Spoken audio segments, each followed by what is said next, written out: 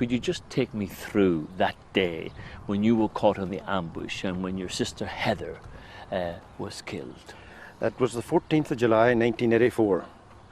We left Rockwood about 10 o'clock in the morning by helicopter, and we were flown out to the border, the Donegal border, just about 10 miles from Castlederg.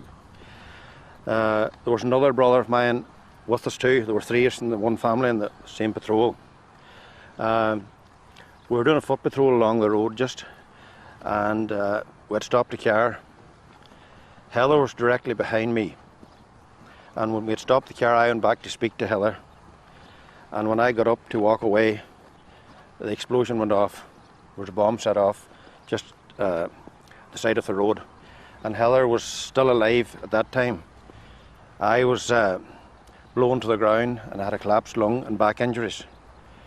We returned fire into a small forestry, which we thought the terrorists were, and then the helicopter landed on the field beside us. Heather was put into the helicopter along beside me. I was lying on the floor of the helicopter, and the loadmaster was cradling Heather. I could see her clothes was blowing off and her foot was hanging off. I was lying on the floor of the helicopter and Heather's blood was running under my body. I just kept looking at her. I could see her lips moving, nothing more.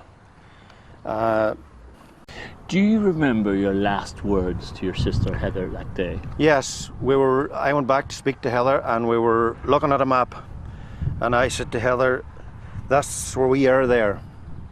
And Heather said, "It is," and she was sitting down on her knees. And I just got up and walked away. I don't know how I escaped. It was only a matter of yards when the explosion went off.